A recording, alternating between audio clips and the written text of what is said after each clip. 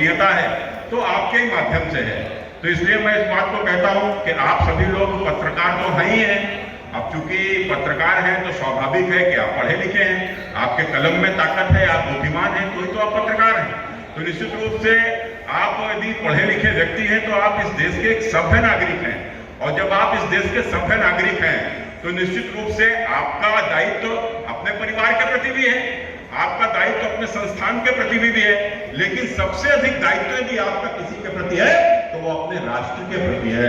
आज जिस प्रकार की स्थितियां हैं, अभी हमारे आदरणीय तिवारी जी एक चिंता व्यक्त कर रहे थे, उन्होंने जिस प्रकार से कहा कि ये जो जैन जी को लेकर जो एक आंदोलन, तथा कथित एक आंदोलन जो दिल्ली में हुआ पिछला हफ्ता, आपने देखा ही होगा, काफी गर्म रहा, लेकिन उस आंदोलन के भी पीछे, कहने को तो आंदोलन वो पेपर लीक का आंदोलन था, लेकिन आपने देखा होगा उसके पीछे बातें कैसी कैसी आ रही थी।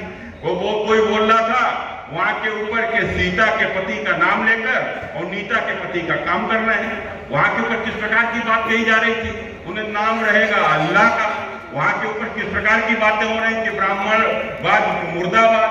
तो मैंने कुल मिलाकर उसकी स्पष्टता ही नहीं थी कि यह आंदोलन है किसके लिए। और रही बात पेपर लीक की, तो मैं समझता हूं कि वास्तव में एक मुद्दा जो मुद्दा था वो पेपर लीक मुद्दा आखिर किसके कारण से बना है। आज मैं इस बात को, मुझे तो कहने में कोई संकोच कभी होता ही नहीं है। जब अखिलेश यादव पेपर लीक के ऊपर जब सुन रहा था तो मुझे उन्हें बयान सुनकर मुझे स्वयं हंसी आ रही थी कि ऐसे लोग भी आज पेपर लीक और शिक्षा व्यवस्था के ऊपर सवाल खड़े कर रहे हैं, जिनके रहते हुए शिक्षा को बिल्कुल ध्वस्त कर दिया, जिन्होंने शिक्षा को बिल्कुल बर्बाद कर दिया। और बर्बाद कैसे नहीं कर दिया, मैं जिम्मेदारी के साथ इस बात को कहता हूं। अरे अखिलेश यादव जी आज कन्नौज से सांसद हो तो कन्नौज में कितने नकल सेंटर तुम्हारे राज्य में खुले रहे जब तुम उत्तर प्रदेश के मुख्यमंत्री थे, और जब मुख्यमंत्री थे तुमने शिक्षा को किस तरीके से बर्बाद किया, मैं उदाहरण देकर बताना चाहता हूं।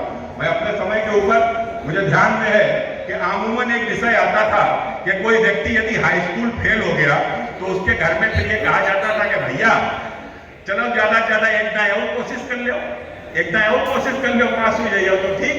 अब मैंने दूसरी साल अगर वो पास हो गया तो ठीक है, आगे पढ़ेगा, और नहीं पास हुआ तो कहा उन्हें भैया अब तुम पढ़ चुके, जिन तो पढ़े हुए तो अब तुम अपना काम देखो। तो जी के घर में जो काम होता था, मैंने घर में यदि कोई उसके व्यापार है तो अपना व्यापार देखने लगा, दुकान चलाता है दुकान देखने लगा, यदि कोई कहीं कुछ भी काम, मैंने अगर उसका पिता बढ़ई है तो बढ़ईगिरी करने लगा, यदि उसका पिता यदि कहीं उसके नाई की दुकान खोले तो वो अपनी दुकान पर बैठने लगा। तो जिसका जो काम होता था, मैंने कोई यदि कुल्हड़ बनाता है वो तो अपना कुल्हड़ बनाने लगा, जिसके घर में जो काम होता था अपने काम, नहीं कोई काम है तो उन्हें मजदूरी कर रहा है तो लड़का भी मजदूरी कर रहा है, खेती कर रहा है बाप तो लड़का भी खेती कर रहा है, जिसका जो काम होता था वो करता था। अब साहब खोल दिए गए नकल सेंटर। अब नकल सेंटर साहब 3000 रुपया में हाई स्कूल पास, 5000 रुपया में साहब इंटर पास, और उसके बाद बीए। तो आप देखो कभी तो कोई पढ़ने गया स्कूलों में साहब ताले लगे हैं लेकिन सर्टिफिकेट बढ़ जाते हैं। आपने देखा होगा इस प्रकार की भी स्थिति यहाँ के ऊपर रही। और तो और आपने देखा होगा शौरिक के क्षेत्र में, अब नाम ना लेंगे ना तो लोग पता नहीं क्या कहेंगे, आपने देखा होगा वहां पर बीएड की डिग्री भी साहब बिक रही थी, लाख रुपया जमा करो और बीएड की डिग्री लेकर आओ। ये सब हमारे जिले के भीतर हुआ है। अच्छा बताओ, जैसे ये बर्बाद किया कि नहीं किया।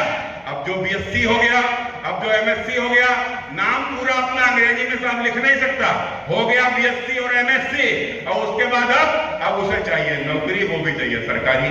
कहां से मिल जाएगी भैया, कहां से आएगी।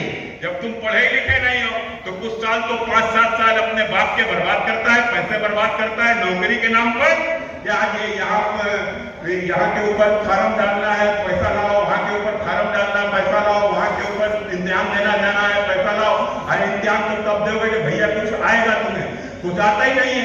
लेकिन 5 साल अपने बाप के बर्बाद कर रहे हैं, और उसके बाद अब साहब काम भी कुछ कर नहीं सकते, क्योंकि साहब एमएससी है तो साहब ठिलिया नहीं लगा सकते, एमएससी है साहब तो मजदूरी नहीं कर सकते।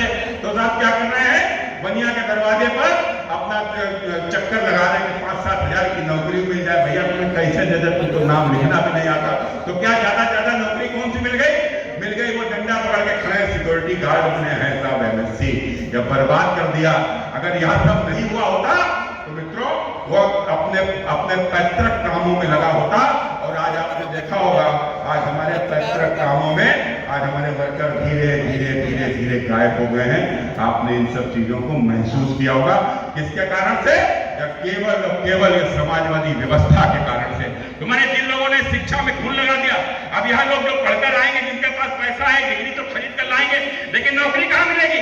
तो नौकरी नहीं मिलेगी तो साहब फिर पेपर लीक कराओ, तो उन्हें पेपर चाहिए।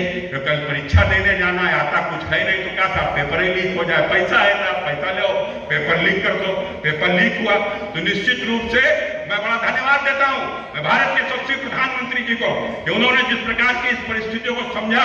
या राष्ट्र विरोधी लोग जो इस आंदोलन में शामिल हो गए थे और ये छात्रों के आंदोलन को एक जो गलत उसको रुख दे रहे थे और निश्चित रूप से इस देश में एक ऐसी स्थिति लाने का जो प्रयास कर रहे थे, जैसी नेपाल में हुई, जैसी बांग्लादेश में हुई, वैसी यहाँ के ऊपर स्थिति लाने का जो प्रयास कर रहे थे, ऐसे राष्ट्र विरोधियों के हाथों में हमारी युवा पीढ़ी न खेले, हमारी युवा पीढ़ी से यहाँ लोग खेल ना पाए। आप प्रधानमंत्री जी ने और निश्चित रूप से वो इस क्रम में धर्मेंद्र प्रधान जी का इस्तीफा वहां के ऊपर स्वीकार किया। मैं इस बात को कहता हूं, मैं अखिलेश यादव जी, आप किस प्रकार की राजनीति करते हो?